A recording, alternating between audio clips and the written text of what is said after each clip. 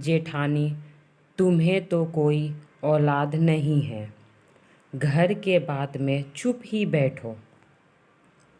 छोटी सी उम्र में लड़की की शादी उसके भविष्य पर बुरा असर डालती है, खास तौर जब शादी के बाद उसकी ज़िंदगी शराबी पति के साथ आ जाए तो मुश्किल ही मुश्किल खड़ी हो जाती है।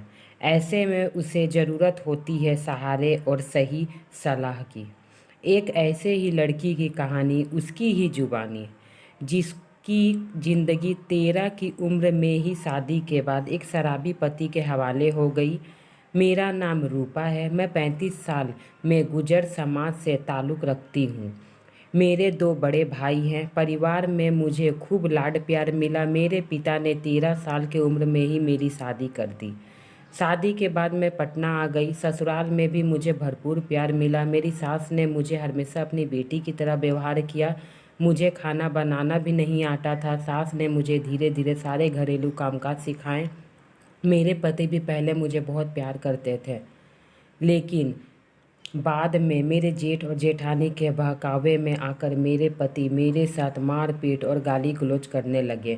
उसकी वजह यह थी कि शादी के कई साल बाद भी मेरा कोई संतान नहीं हुई। सास के प्यार और दुलार के सहारे मैं ससुराल में बनी रही। इसे देखकर मेरी जेठानी को बहुत ईर्ष्या होती। वह सास को सुनाती हुई कहती, इस बांझ को इतनी देखभाल और बाल बच्चों वाली बहू का कोई कदर नहीं। मैं रोती रहती और सास मुझे तसल्ली देती। उन्होंने मेरा इलाज कराने में कोई कसर नहीं छोड़ी। हमारे लिए ज़मीन की कीमतें अचानक बढ़ने लगी। मेरे जेठ जेठानी ने मेरे संतानहीनता को हथियार बनाकर मेरे पति पर चलाना शुरू कर दिया निशाना। मैंने एक बार अपने पति से कहा कि आप भी अपनी जांच करवा लो। इस पर पति ने मुझे जोर का तमाचा मार दिया। जेठ जेठानी ने मेरे पति को इस हरकत का फ़ायदा उठाना शुरू कर दिया। एक दिन मेरे पति अपने बड़े भाई के साथ सुबह से शाम तक दारू पीता रहा। उस दौरान मेरी जेठानी ने उसे खूब कान भरे। उसने मेरे पति को यह कहकर भड़काना शुरू कर दिया क्योंकि उसकी कोई औलाद नहीं है, इस वजह से उसके सारे हिस्से की जायदाद हड़प लेंगे। जेठ के घर से लौटकर मेरे पति ने अपने ऊपर खूब जुल्म ढाए। सास बचाने आई तो उसने भी धक्का देकर गिरा दिया। लाचार होकर मैं अपने मायके चली गई। मेरे भाई मेरे साथ हुए व्यवहार की खबर पाकर हैरान रह गया। भाइयों ने धीरज बांधने के बावजूद मेरा मन ससुराल, खास तौर से मेरी सास में ही लगा रहा। 4-5 महीने मायके में बीत जाने के बावजूद मेरे पति मेरे लिए कोई खोज खबर ना ली, जिससे मेरी बेचैनी बढ़ गई। मुझे हमेशा डर लग रहा था कि जेठ और जेठानी ज़मीन की लालच में मेरे पति को शराब पिला पिला कर मार ना दे। एक दिन मेरी छोटी भाभी ने पिताजी उससे मिलने आए।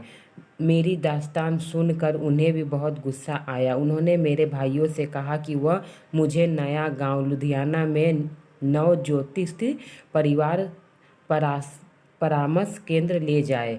केंद्र में काउंसलर ने केवल मुझे मेरी कानूनी अधिकार की जानकारी दी, बल्कि मेरे ससुराल वालों को नोटिस भेजकर नया गांव बुलाया। काउंसलर के सामने मेरे पति ने अपनी भूल स्वीकार की और भविष्य में परेशान ना करने का लिखित वचन देने के साथ साथ मेरा नाम 20 लाख रुपए की एफडी कराने की हामी भी भरी। अब मैं अपने पति और सास के साथ शांति से रह रही हूँ। मेरे जेठ जेठानी ने सोचा इसका पति तो शराब पीते हैं, इसका पूरा फ़ायदा उठाकर पैसा रुपया जितना भी इनके नाम पैसे हैं सब अपने नाम करा लो।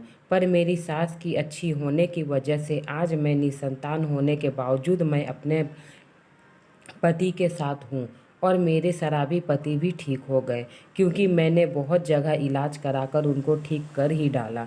अब मेरे औलाद नहीं है, पर मैं अपने पति के साथ बहुत खुश हूँ और हम दोनों मेरे पति और मेरे सास ने सोचा है कि हम एक बच्चा गोद लेंगे और सारी ज़िंदगी उसे इतना प्यार देंगे कि उसको अपने सगे बच्चे से ज़्यादा प्यार देंगे। अपना छोटा परिवार खुशी परिवार रहेगा। कहते हैं ना, आप आग जो लगाते हैं उनका खुद हाथ जल जाता है। बस वही मेरे जेठ और जेठानी के साथ हुआ। पर आज हम अपने परिवार के साथ बहुत खुश हैं। मेरा एक छोटा सा परिवार हो जाएगा जब मैं एक बच्चे को गोद ले लूँगी तो, और जलने वाली दुनिया देखकर जलते रहेंगे। फ्रेंड, मेरी ये कहानी आपको कैसी लगी? अच्छी लगी हो तो कमेंट करें, मेरे कहानी को लाइक करें, शेयर करें, और मेरे चैनल में अगर नए हो तो चैनल को सब्सक्राइब कर दें ताकि इसी तरह अच्छी छोटी बड़ी कहानी मैं आप तक पहुंचा सकूं, और अपना सपोर्ट बनाए रखिए। Thank you friend.